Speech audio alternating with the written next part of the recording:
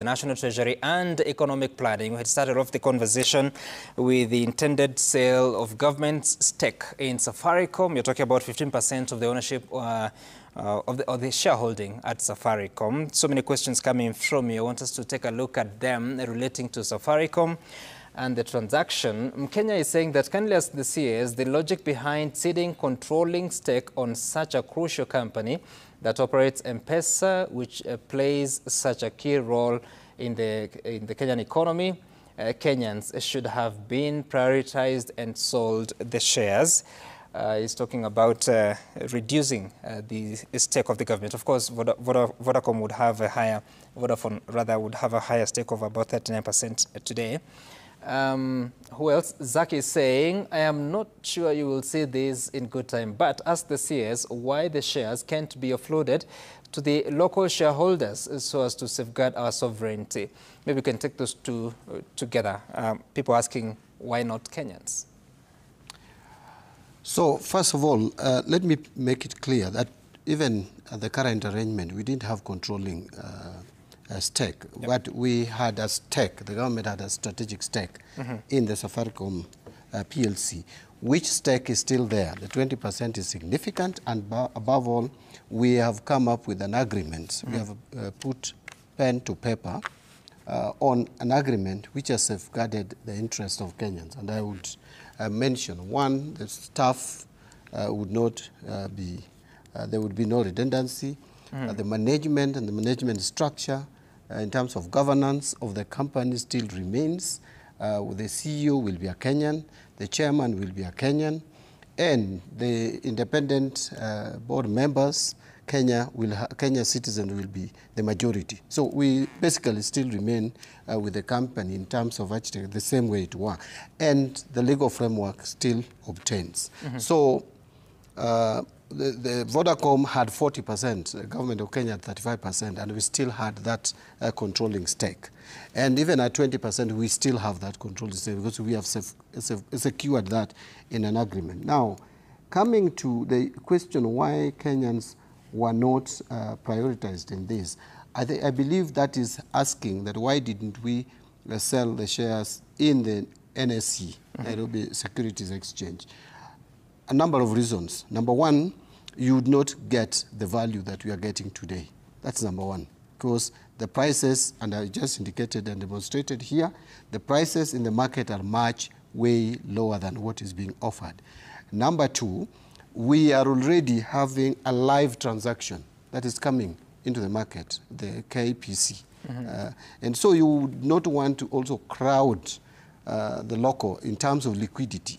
It is not very healthy to have two major transactions of such magnitude going into the market. You end up distorting the market. We will have to also take care of the liquidity of the market.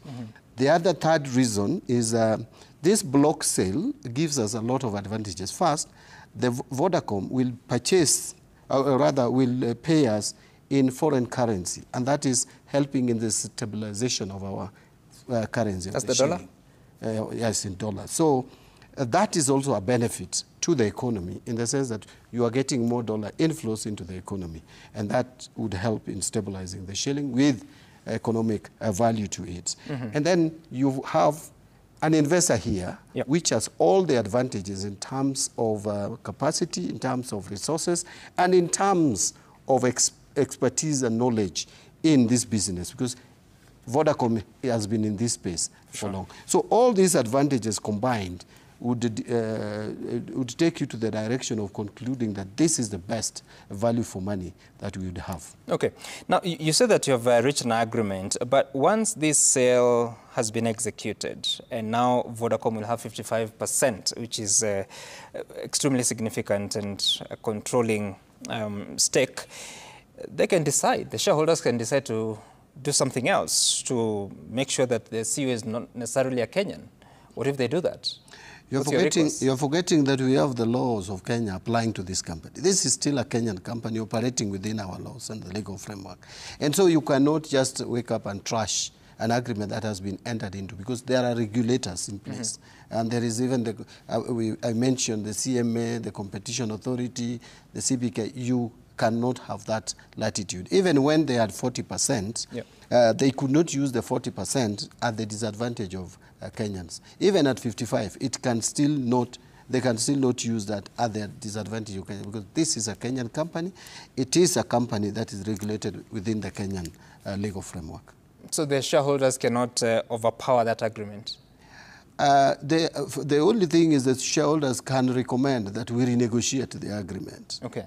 Which case then the government of Kenya will again sit down with Vodacom to renegotiate the agreement. But I don't see that happening, because the current arrangement and the fact that Kenyan citizens have been managing this company has not had weaknesses, so to speak, that would warrant such kind of action. But if such would be thought about by Vodacom, then it will be negotiated again by the government of Kenya. Okay. And at that stage, then we would put across a very strong position that our position must still remain as it were. Okay. Because this is a Kenyan company operating within our borders, and therefore has to follow the legal framework of the country. So that agreement, is it registered anywhere?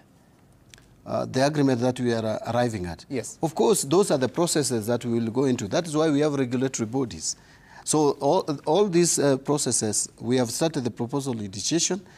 Before execution, all these must be registered. The CMA, all the regulatory bodies must accept and even agree that these agreements make sense before we finally conclude and receive the money. We are not going to receive the money until all the processes are concluded. The oversighting, the regulatory framework, all these bodies must give okay to this transaction. So it is just starting. You know, we are at times arguing or discussing like this is a concluded transaction. Sure. It is just beginning. What we have done, which I think we should be praised for, is being proactive and open and transparent, accountable enough to let Kenyans know from the beginning that this is what we are getting into. And of course, it's a requirement. It's a requirement that Safaricom must communicate this to its shareholders and the public. But then again, there's that part that you said that you're getting I think it's 40.2 billion shillings worth of dividends in advance. Yes. Does that come at a cost? Does that come at a cost? I mean, the details, you see, the details are going to be communicated very clearly on this matter. In fact, before we progress, there will be full disclosure. So you will get the full disclosure of how this 40 billion is arrived at. But I would tell you it is a good deal. It's a good deal. We are getting money in advance. In fact, the time value of money, if we were to look at the time value of money as an accountant, I would tell you it is more beneficial to get dividend upfront. Okay. I wish we could even get dividends for 30, 40 years in advance. Then we would put in National Infrastructure Fund and Sovereign Wealth Fund, and we will do most of our infrastructure projects, and our economy would expand. So let me ask you this, because usually you find that when companies make profits, they can decide to declare dividends or to plow back those earnings. So in a situation that once you've signed this deal, and then Safaricom makes profits, and they decide that instead of declaring dividends like what they've done the year ending March 2025 of 1 shilling 20 cents in full, for the full year dividend, they decide to declare half. It works to your disadvantage, because then you take longer to pay off the advanced dividend, doesn't it? I don't think those monkey businesses would happen in a reputable company like Safaricom, because it would affect the value of their shares, and people would run away. Investors get into business to get returns, you know. So you are getting into some conspiracy theories which are very dangerous for business. Yeah. Because even if they capitalize dividend, it still enhances the capital value. So that you will find that now we have more shares, and therefore entitled to more dividend in the future. But I don't think a company like Safaricom would capitalize its dividend and its earnings and not declare dividends, because they don't have liquidity challenges. That is why it is as a result of liquidity challenges which would make or necessitate that a company capitalizes instead of declaring dividends. I don't see that happening. Okay. And even if it happens, and it means then, therefore, that we will still capitalize. And it is them which will have problems because it will take longer for them to recoup the dividend that they paid us upfront. Okay, let's talk about the bigger question of privatization. And there was a process that I think it was in October when the Privatization Commission invited bids for transaction advisors. How far away is that for KPC?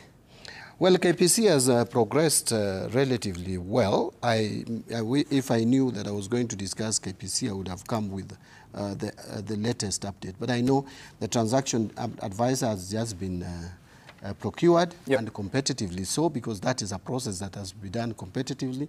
And so now they would embark on the process of pushing forward or moving forward with the transaction of privatizing KPC and issuing IPO, because this one will be IPO. Yeah.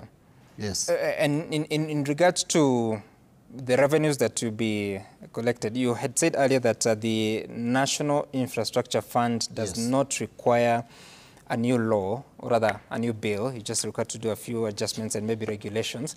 How would that look like? You see, I want, probably this is now what I need to communicate very well to Kenyans. You see, what we have today is that we still need to develop our infrastructure, and I've mentioned a number of them. We need to do our roads. We need to get to irrigation. We need to generate more energy and transmit, and we need to deal with our aviation sector and the transport sector, the airport, etc. Now, those which are commercially viable need to be taken off our budget. And we need to link the private sector, capital, and the public infrastructure. Now, that linkage, you know, all public infrastructure projects have some elements of risk.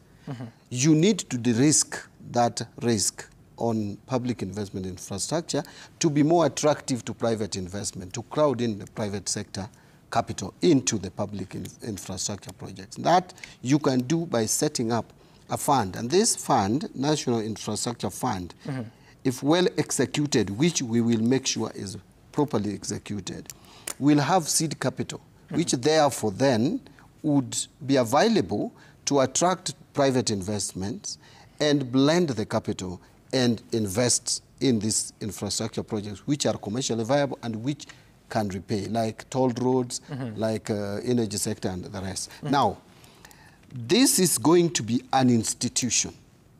And this institution will be run as a commercial entity and with the business mind. Presently, you have all state departments, and there is conflicting. You will find several state departments are involved in the execution of projects. Okay? That is not very healthy in terms of business mindset. You cannot attract private investment in an area with too much bureaucracy. You cannot crowd in private investment in uncertainties. So once we have this vehicle, it's going to be a vehicle that now would invite, in fact, the design of the projects will be conducted by this vehicle. They will even advise. They will be like transaction advisors. We'll have competent personnel in this institution to carry out that. So it is not just about financing. It will be all the arrangements to implement infrastructure projects. Yes. And therefore, and that is what is happening. If you look at these advanced economies, you'll find they have similar vehicles to carry out state or sovereign infrastructure projects. And these vehicles are the ones which can easily, and with a business mindset, bring in the private investment. Otherwise, if you give it to state departments, then the bureaucracies kick in. You can see the difficulties we have with PPPs. Yes. To conclude and close one PPP project, it takes years and years. That is not very healthy in an environment where investors are coming in with their money and they want to make returns. So we want to create a system which is more efficient, a body that will now negotiate on behalf of government, design projects, implement projects, go ahead and source for funds by also indicating, here we are with, say, 20% of investment in this project. Then we get some Gituku, we get another institutional investor to bring in projects, to bring in financing or funding for the project in blended finance kind of arrangement. That is how to grow an economy. So where is that information so that Kenyans can engage in thinking about it? Where is that information? Yes, what you're describing. So the Sovereign Wealth Fund bill is out there. Now, for the issue of... As a draft. As a draft. Yep. The National Infrastructure Fund, the moment we are ready with the architecture and the structure which we are working on today, we will make the information available for Kenyans to scrutinize, because again, there will be public participation on how this fund is going to be run, including the governance structure. I want to also mention that even the projects that will be in the pipeline, I know the President has mentioned a number of them during the State of the Nation address. But what is happening currently is for various state departments which we have targeted, because we have targeted roads. The roads sector is already compiling roads which may be of economic value, roads which are commercially viable. Already energy sector is also working on projects that can be commercially viable. And the transport, and also the Ministry of Water and Irrigation. So all these projects will be will form the pipeline projects. And this body, this institution that will be created, will then now look for ways of funding these projects and do professional technical evaluation, analysis, design and costings, and engage with private sector investors, institutional investors, to look to get resources that would help us now put these infrastructure projects in place for economic takeoff of this country. That sounds like it's changing. The current framework, which is procuring entities have to do their own sort of procurement following the guidelines. Yes. Why? Because... Why? Because, you know, Sam, you want to still get stuck in the traditional way of financing the infrastructure project through the budget. We don't have that latitude anymore. We don't have resources. We cannot tax Kenyans anymore. We cannot borrow money anymore. So therefore, how do we get money to do this project? Because we must do them. We must do our roads. We must get irrigation projects on the dams, the Korusoin, the whatever. All these dams must be done. And we must generate more power, more energy in this country for us to be more attractive. I know we are doing very well as an investment destination, but we must do better. So how then do you get resources?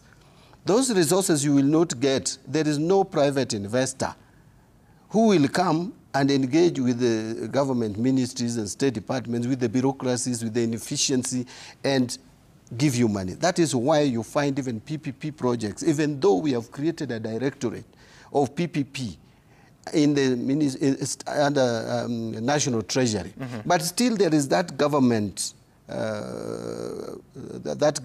presence, which is heavy on PPPs. We want to create a vehicle which is business-oriented, that is more professional, technical in conduct of its affairs, and therefore which would be trusted by the private sector to bring in their resources, because they know that the process will be quickly, fast, and the turnaround will be okay. But the appointment to it would still be by government, isn't it?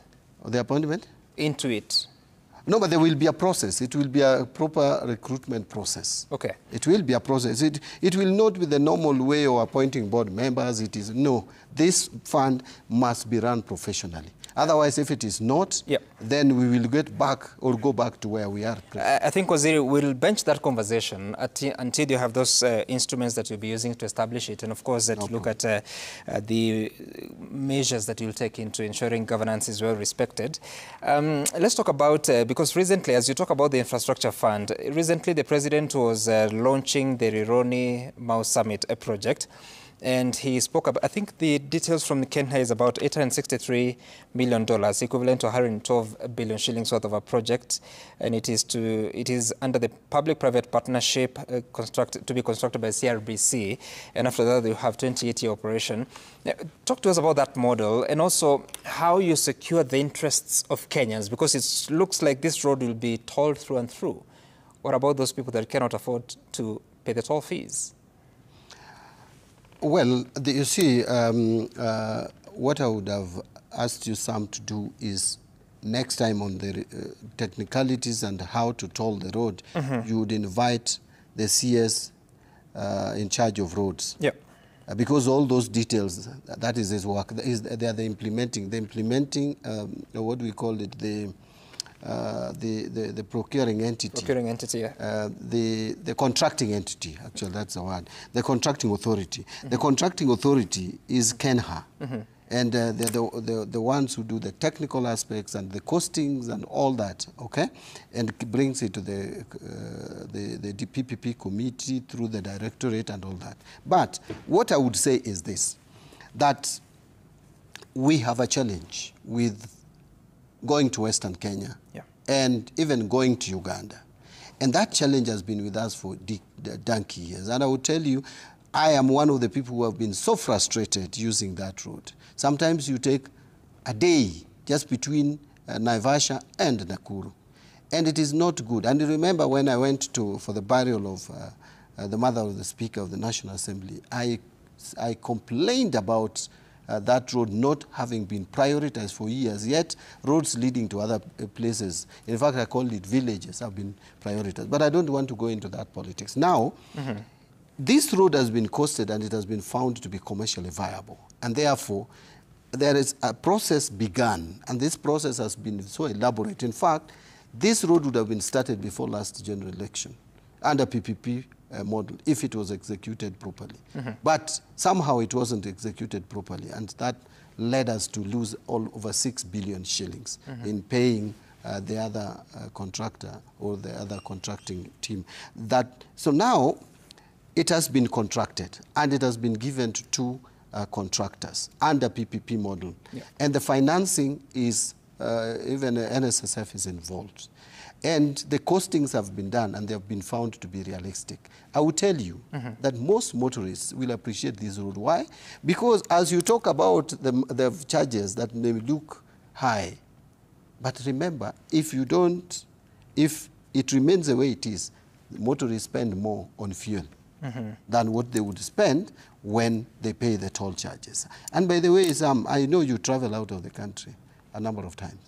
And you go to these developed countries, almost all major highways are tolled. Yeah, it is only here in Kenya where we think we can run our roads or maintain our roads. The reason I'm asking that, Waziri, is because, I mean, the reports that you've seen, including the latest one from Oxfam, showing that 46% of Kenyans are in the extreme poverty zone.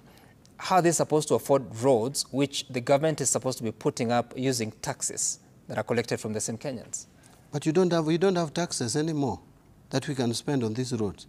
Some, you know, that is a lie. We are living a lie.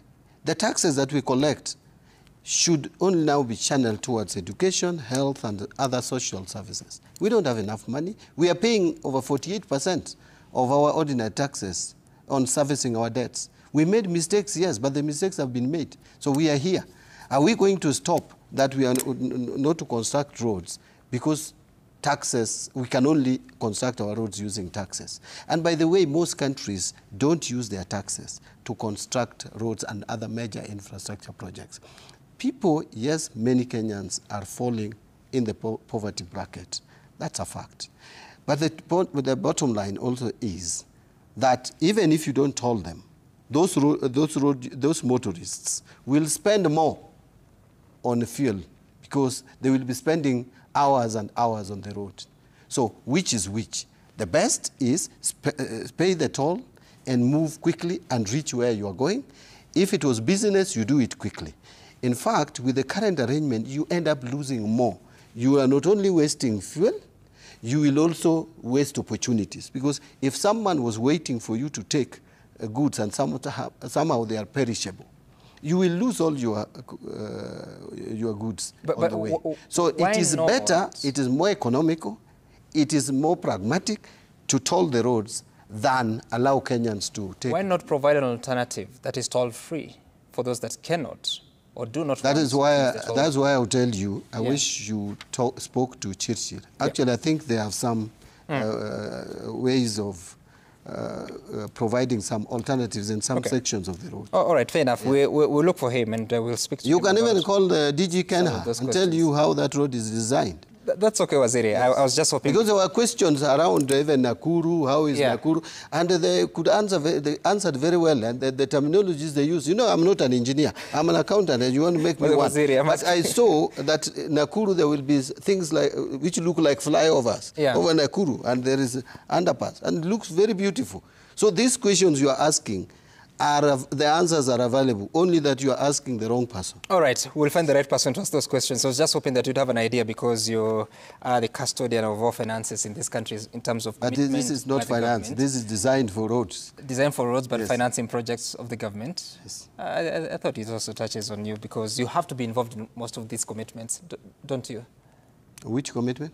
The commitments that put the government of Kenya with obligations that are financial. I sign all of them. That's what I'm saying. Yes.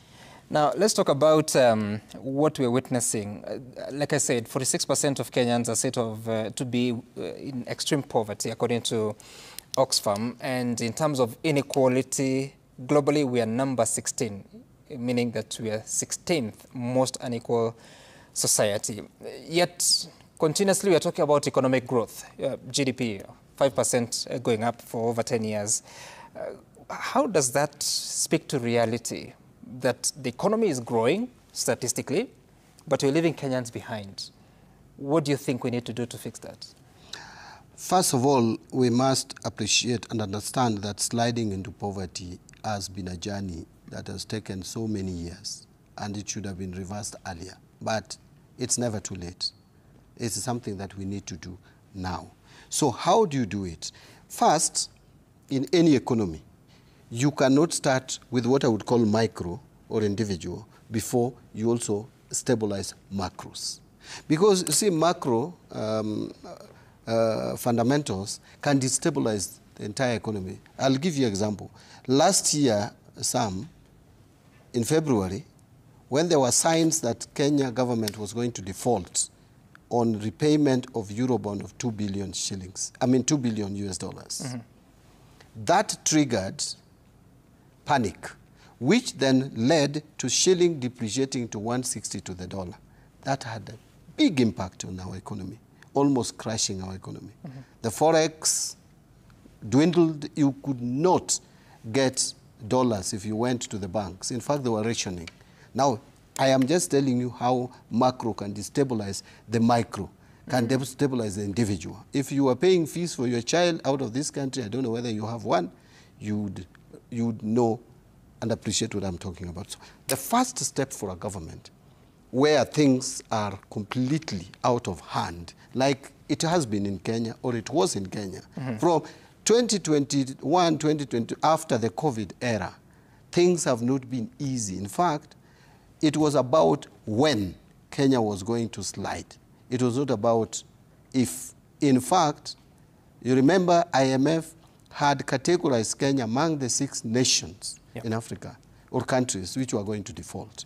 Now, what the government has done, which needs to be appreciated, is to stabilize the macros first. Mm-hmm. We have de-risked the economy in the sense that now it is evident that Kenya may not default, number one. Number two, we have stabilized the currency out of that. Mm-hmm.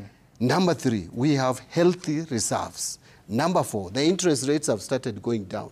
With interest rates going down, it means, therefore, that the private sector, the businesses, can now borrow money from the banks cheaply, invest, and create job opportunities. Because one of the reasons why we are falling in the poverty bracket is because many, many, many young Kenyans are coming out of college and they have no jobs. When they don't have jobs, they are going to depend on their parents who are already overstretched. So even with the same income, you end up becoming poor because you are attending to many, many, many other people who should now be fending for themselves. So the moment you manage to sustain good macroeconomic fundamentals, then now you look for ways, and one of the ways I've just mentioned, we now look how do we address the interest rates. And you can see the government is addressing interest rates presently. And how do we make business environment better for investments? Because you cannot create, government cannot, government is not an employer. That is not a responsibility of government. Government can only create business, an environment that is friendly to investment and business. And the government have made efforts. Yeah, that has not been the case over the past few years, no, but when it comes to the question of taxation. But Sam, are you not also aware that we have made a number of tax reforms which have borne fruits? Why do I say so? International Institute for Management Development ranked Kenya the best African country in terms of investments. Why did they rank Kenya the best? 4 parameters were analyzed. There are 300 parameters grouped into 4 categories. Right. One is the economic performance. Economic performance of Kenya is good. It's picking up. It was 4.7. It moved to 4.9 first quarter of the year. It's 5%. It will go to about 5.2, 5.3. World Bank has revised their projection from 4.5 to 4.9, right? And many, many others have revised. Our credit rating has become better. So that is economic performance, and you can see it all over. We have de-risked the economy. The second one is government efficiency. Government of Kenya, in the past 2-3 years, actually 3 years now, has gone more digital. A lot of businesses are now transacted with ease because we have gone digital as opposed to what used to be there before. Many, many transactions are now done through e-platform. Businesses have become more efficient. That is not my report. It is a report by that institute. Right. The last one is the infrastructure. So now if you Kenyans become patient and listen to this initiative, this process that government is embarking on, of creating national infrastructure fund, and we develop more of our infrastructure, this country is going to be the investment destination of choice for the whole world, not even enough. That is all good, Waziri. Yes. And I mean, give credit to where it's due. The indicators are showing quite a reformed structure of the things that you're mentioning there. But still, Kenyans continue to struggle. When you look at different reports, including one that was released, I think it's yesterday by Kenya Human Rights Commission, that question of inequality, inability to access quality education, inability to access quality health, because when you look at some of those sectors, for instance, in the health sector, yes, government is financing the primary health care up to a certain extent. But you have to go back to your pocket to raise SHIF, which has gone up if you compare with the NHIF, what was happening before. So Kenyans continuously are chipping into their pocket to finance that which is public good, private solutions for public good. And that is somewhere I'm saying we need to release more resources from infrastructure to these social services, social sectors, like health, like education. If we release more resources which are going into some infrastructure, which are commercially viable, the more reason this initiative should be supported. We will have more resources under health. But remember, we have allocated more resources than we used to allocate under health to provide primary health care. We are starting a very bold system of universal health care, which many countries fear, which many presidents fear. Remember, President Uhuru Kenyatta tried to implement universal health cover. What happened? He abandoned it midstream. Now, this government is bold enough under the leadership of President Ruto to implement universal health cover. It will have challenges. We have just increased the amount of money that would go to critical, chronic, and health treatment in Kenya. It has been increased. We want to address these challenges, but resources are limited. That is why, if we can, let us free more resources to health, education, because these are things that you cannot suspend. So the reason why we are struggling as at this stage is because the resources we have are not sufficient enough.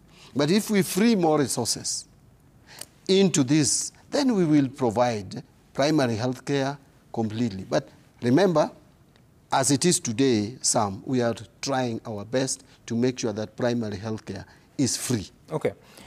Still talking about that, I don't know, from the information you're able to consume, what is the state of unemployment today, or employment, if you like? Because continuously businesses are complaining that you're not even able to hire. We're having to cut on the cost of running business, but at the same time reducing even how much you spend on employees. You see, the truth is that this economy has not been creating enough jobs. Well, we have been creating some jobs, especially lately, under the informal sector, much more. The housing sector, which has been scandalized and talked about derogatively by many, is actually one single creator of employment today. But I don't want to go that route. We have a number of jobs being created in the informal sector, but we need much more employment created in the formal sector. But this can only happen if we get fundamentals right. One of the reasons why businesses would not expand and employ more people is if they are not getting resources to expand their businesses. And that has been because of the high interest rates. And we have been working on how to reduce the interest rates, and they're coming down now. So you will see. So because that has been happening for a couple of months, I think since the early start of the year, is there evidence showing that businesses are responding? Because the information we receive is that it's still inaccessible. No. I think the evidence is there. Early this year, late last year, the statistics were there. The credit to the private sector was contracting. What does that mean? Growing at negative, 2.9%. But that has picked up. The second quarter of this year, the credit to the private sector grew at 3.3%, meaning it has come from negative, now it is at a positive. And I'm sure with the latest developments, including the change, which CBK has changed in terms of CBR rate and all that, this now will be much higher. So we've started seeing uptake, and that is why even there are clear signs of consumption increasing in the country. The demand for goods and services is increasing, is rising, and that's the statistics are there.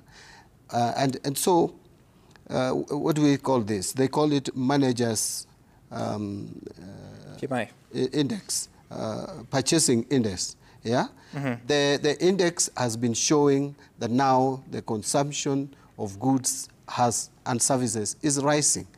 And it's rising, why? Because of some of these interventions. Now, I'm asking that question because as we talk about this, yes, the interest rates are falling, but the government is borrowing more. In the deficit that you declared in June 2025 was about 923 billion shillings. If you look at the numbers, the debt accumulation, we are now over 6.8 trillion shillings in domestic debt. Meaning, yes, the interests are lower, but also it's an opportunity for the government to borrow at a lower rate. And obviously, the banking sector would rather lend to a government, which is more reliable, than release the credit to businesses. What else are you doing to ensure that, indeed, businesses and individuals are able to borrow from the same institutions? Yeah, I know that the strategy of the government changed a little bit from external borrowing to domestic borrowing in terms of balance. Remember, there was a time we were more on external borrowing. But that has a very serious risk. And you saw what happened last year, by the way, by the mere fact that the shilling depreciated to 160 to the dollar, we increased, or we had a rise in our domestic, in our external debt by almost 1 trillion without taking one extra coin more as debt. But I agree with you that we shouldn't crowd out the private sector from the market. The strategy to deal with that is to consistently reduce budget deficit. If we don't reduce budget deficit, then we cannot sort out that problem, because still we'll have to borrow to meet our expenditure. But the budget deficit has been coming down, although with some challenge. It's not coming down as fast, because remember last year we had the challenges where we lost the finance bill, and so we ended up again Sorry, the budget deficit has been falling? The budget deficit has been falling. If you check 2022, when it was at 8.1% of GDP. Fine. In percentage terms, yes. In proportions, yes. But in absolute terms, it has been going up. But that's not how to measure debt. And I'm just saying, yeah, but that's what I'm telling you. in absolute terms, we are borrowing more. So debt is not like that, Sam. You will definitely borrow more. There is no country in the world that does not borrow. People will always borrow more. So long as you are borrowing, takes you to the debt sustainability level. Our debt sustainability in terms of analysis is at 55%. This one should be the healthy debt sustainability level. That is debt to GDP. We have up to 2028 to realize this. At the moment, we are at about 64%. All right? Could be higher. We are still way above. But remember, we were at 72% in 2022. Mm-hmm. So it is coming down, but it's not coming down as fast. Why? Because some of the strategies that were developed fell flat. And again, KRA has not been performing as it should. That is why about a month ago, I approved additional budget for KRA of 20 billion shillings to be able to implement some of the reforms to collect revenue that we should collect, because we feel that KRA is not collecting some of the revenue we should collect. We don't want to raise taxes, but we should broaden the tax base. That is what we have been talking about every year. Mm-hmm. Now, that broadening of tax base requires investment, and we have just done that investment. And we hope that now KRA will collect more revenue to reduce the budget deficit. But we have also tried to reduce budget deficit through budget rationalization. That's why today, this year, we have a projection of 4.9. Mm-hmm. Remember, I mentioned, in 2022, the budget deficit to GDP was 8.1. Now it is 4.9. I know it will go a little higher because of the expenditure pressures and the signs that we have already seen that KRA is not meeting the target. Yeah. But as the CS National Treasury, I will try to manage and contain expenditure pressures. The other steps that we are taking is expenditure rationalization, where we have brought reforms to contain wastages in government, which are some of them are being resisted. E-procurement is being resisted. We are facing some challenges, but we are implementing it. However, I'm very happy with the Treasury single account is achieving its intended objective. People are complaining about it, how it has made life difficult, and that is that is music in my ears. Because I want life to be difficult for people who have been paying more than one invoice more than, twice. Okay. You will find one invoice paid multiple times. And by the way, the system has been able to detect a number of those anomalies. Sorry, Waziri, you have said a lot of things in a single paragraph. You're saying that our debt to the GDP ratio is 64%. Debt to GDP ratio is about 64%. But the debt is 12 trillion shillings, actually more than that now, based on the latest bulletin by CBK. It depends on how you calculate debt to GDP ratio in terms of present value terms. Sam. No, it's okay. We have time. I come here, what is the GDP that you're dealing with? The present value terms. Which is? It's 64% in that region. The GDP.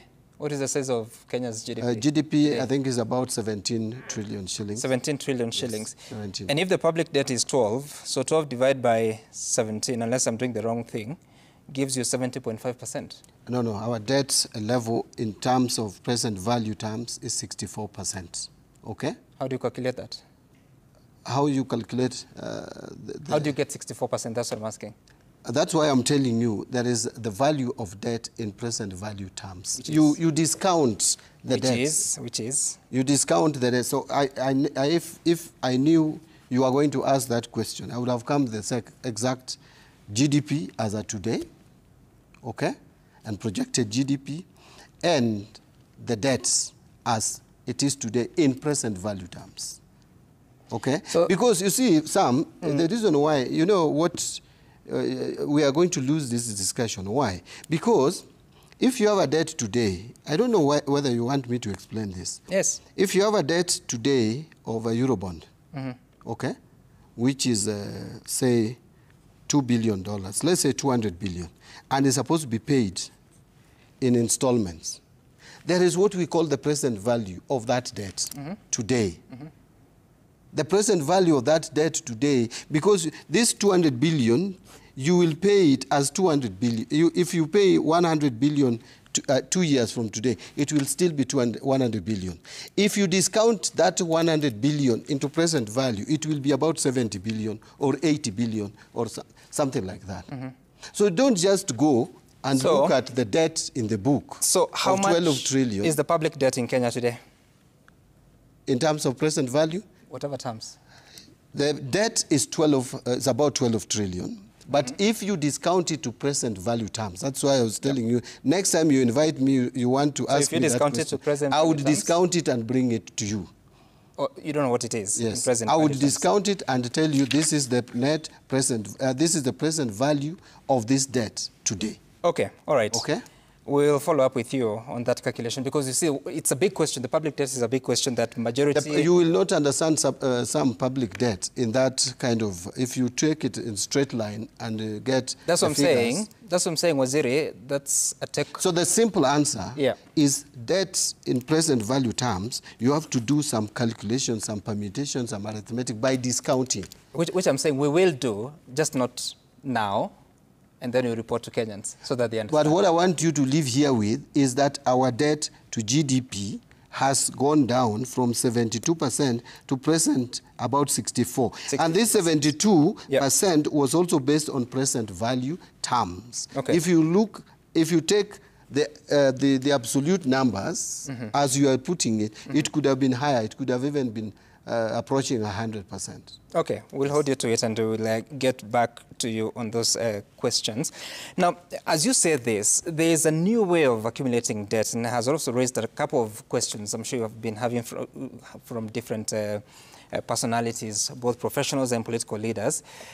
The PPPs, the securitization of the Road Maintenance Levy Fund, what does that do to the amount of money that we have to pay eventually as Kenyans, but not exactly documented as we are talking about the public debt now? Why do you mean not documented? I'm saying... Are you borrowing the language of some naysayers of securitization? Just listen to the question. Yes. The public debt, according to Central Bank of Kenya, the bulletin of 21st of November, gives it about 12.05 trillion shillings. Yes. But that is as of September 2025. That's what is known by CBK. The securitization of the RMLF is not captured there. The public-private partnerships that we've had, whether it's the expressway or now what is happening with the Rironi Summit Road, is not captured there. Is that so? So, yes, that is correct. So what does that do? Because in essence, we are indebted beyond what would be declared by National Treasury or CBK. You know, there is a way of categorizing debts. Debts can either be express debts or contingent liability, where, for example, you guarantee a debt and the risk is on the sovereign, okay? So if there is a risk on the sovereign, it becomes a debt automatically. Now, the cases that you are citing, there is no risk on the sovereign. Let me give you an example of this Road Maintenance Levy Fund. The Road Maintenance Levy Fund, there is a stream of revenue that we would have received of 7 shillings. It was not there. We used to have 18 shillings, but 7 shillings was added. The 7 shillings was not there before. We took a decision to sell our rights. It's like selling an asset. We are selling our rights by getting money in advance, of course at a cost, because no one would just give you money without a cost. So we created an SPV, a special purpose vehicle, where we sold the right. Now the SPV is the one now with the risk of possible failure. If the money is not collected for whatever reason, the revenue shortfall, that risk automatically goes to SPV and not to the sovereign, which is the country Kenya. Now, with that, we have eliminated the risk. It cannot become a debt on us anymore. And that is the position of the National Treasury, and that is the position of the government of Kenya. And there is nothing really wrong with that, because this money, when the 7 shilling is collected, it goes direct to that SPV. We don't have a right anymore on that money. Right. And we cannot even amend the law to change the arrangement. We are not allowed to do that. It is for how long? For I think it's about 10 years. 10 years. Yes. At what cost? At what cost? The interest rate was about 7.9%, which was way below the commercial debt rate at that time. Whatever new government comes in and wants to change that, can they? The government is in perpetuity. You cannot. You violate the provisions of the law, and that is not acceptable. So you cannot change it. Okay, I want us to take a look at some of the feedback that has come to us, and there are a few questions, including ask Waziri to explain fully the fact that in developed countries, all tolled highways have free alternatives. What alternative would they have for folks without the disposable income to pay toll fees? I think that's related to what we were discussing earlier on. Do you have more questions that you can have a look at? Then there's that question of intern teachers. A lot of people are asking what is going to happen to them because they were supposed to be converted, or they were expecting to be converted into permanent and pensionable contracts. Maybe we can take those two. The JSS, the intern teachers, I think the policy, you know, again, this is a question that should be addressed by the Ministry of Education. Yep. But what I know is that the Ministry of Education has communicated with these intern teachers, and I've told them that, yes, they have done 1 year as intern teachers. They will do another 1 year as intern teachers, then they will be converted to P&P. The government will then organize and convert them to P&P. So that is the position of the government as it is. Yep. I know there have been complaints, and they're saying, and rightly so, that 17,000 shillings that they're paid is a little, that they're working like slaves. But much as we appreciate that, and I think we will look at how into making sure that when their second year of internship ends, we convert them. But remember, Sam, this economy is producing so many college leavers, so to speak, graduates of whatever professions, engineers, medics, and all this. And some don't even have opportunity to work as interns. Right.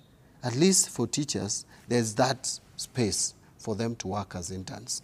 I think we need to just appreciate the state of our economy and make do with what we have as we make better our economy. We would want to employ as many teachers as we can because we still have the shortage. And by the way, this government has employed the highest number of teachers within the same time frame as compared to other previous administrations. There has been the promise that in January there will be recruitment of 24,000 teachers. Is that so?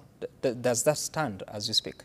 There will be recruitment. You know, the recruitment of teachers also is both, you know, even interns are considered teachers.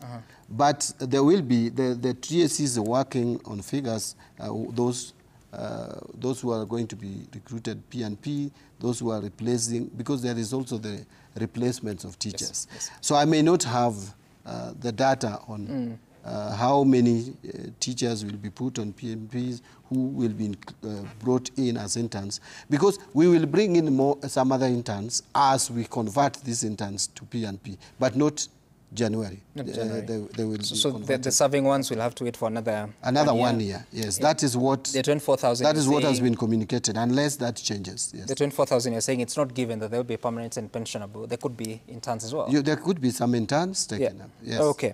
Brought in. Ask the CS why the government is not paying small suppliers pending bills after they have borrowed and same used to run ministries. We are suffering, and they should be paid before we break for Christmas.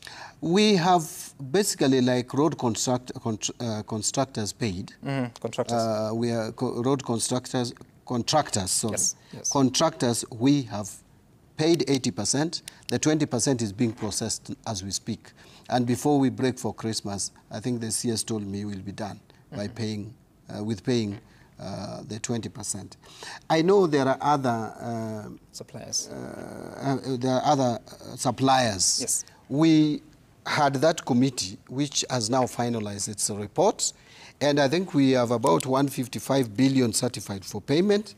The government will look for how to deal with this. Of course, when we start paying, we'll start with the small suppliers, maybe those who are owed between 1, because you can't be owed zero, to 100 million shillings. I have looked at the figures, and it appears like from 1 shilling to 100 million is about 30 billion shillings.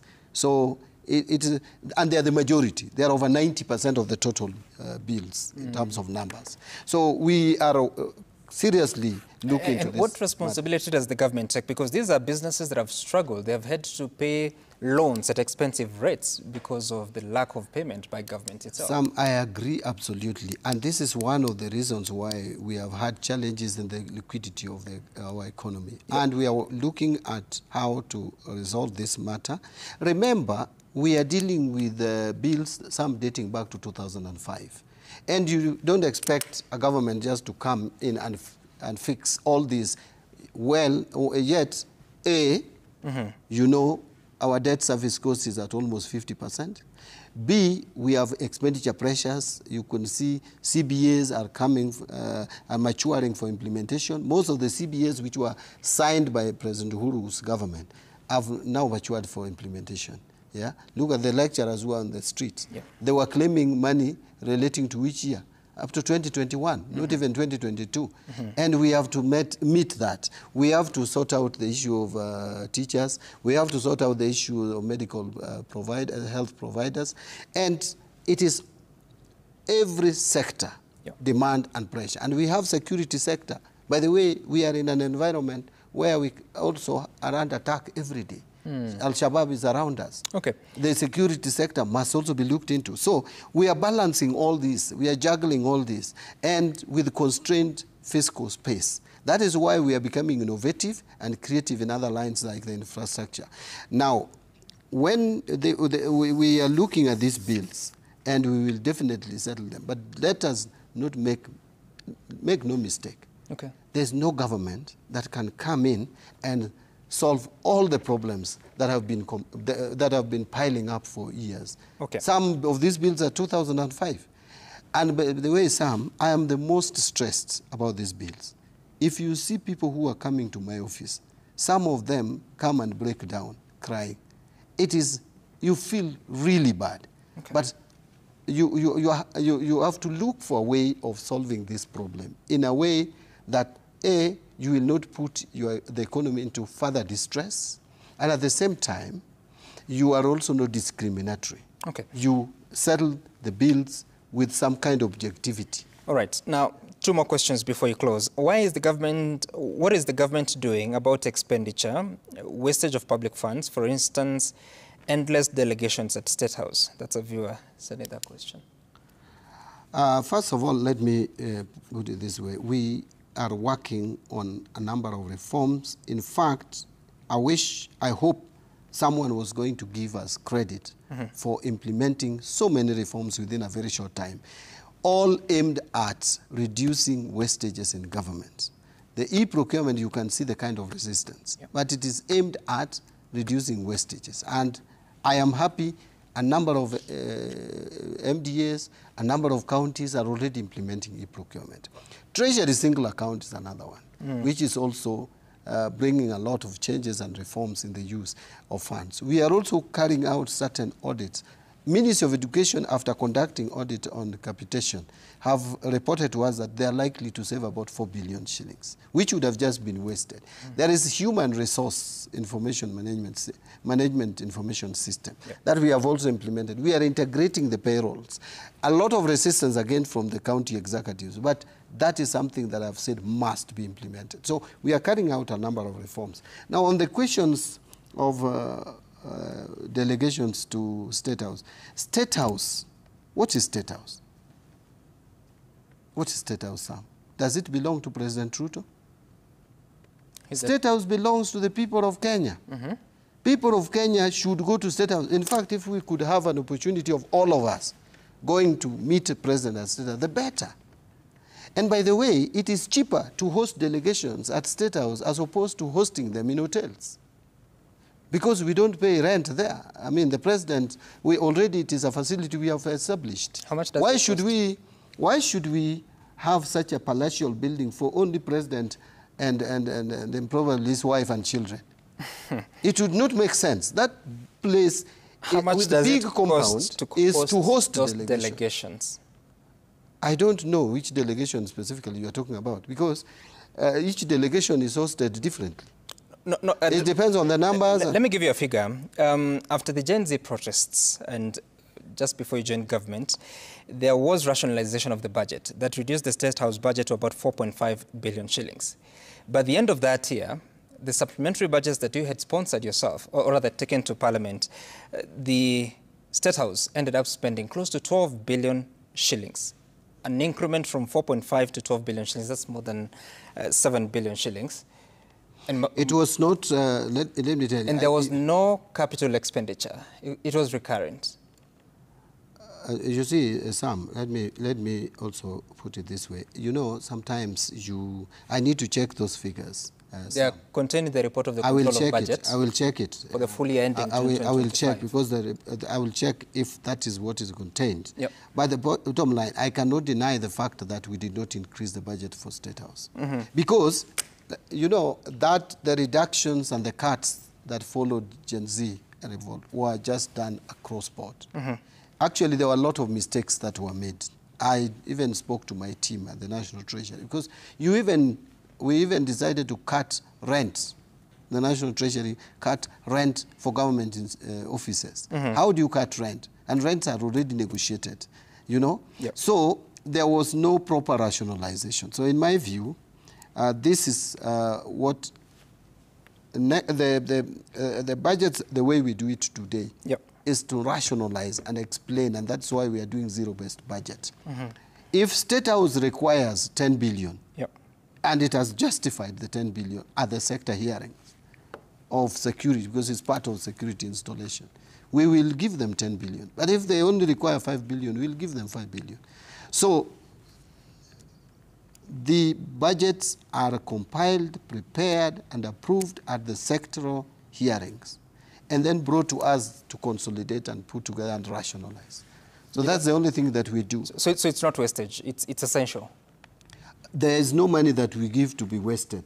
The money that we give must be essential. And there is supposed to be auditing of that money. The controller of budget should look at availability of money in the budget and approve if there is a requisition. Then Auditor General will audit if that money was wasted or not. Value for money. All right, Waziri, we have to thank you so much for making time for us to have this conversation. Still, there are many questions, but I think we'll look for some other time. The questions will never end, Sam. Yes. What we do is, when we get these questions, we look for time and we address them. I just want to plead and appeal to Kenyans to support this initiative of National Infrastructure Fund. It is going to help us deal with our infrastructure deficit. Okay. Thank you so much, Waziri. And thank you too. John MBADI from the National Treasury and Economic Planning. We're taking a short break. When we come back, we have an update on the sports news.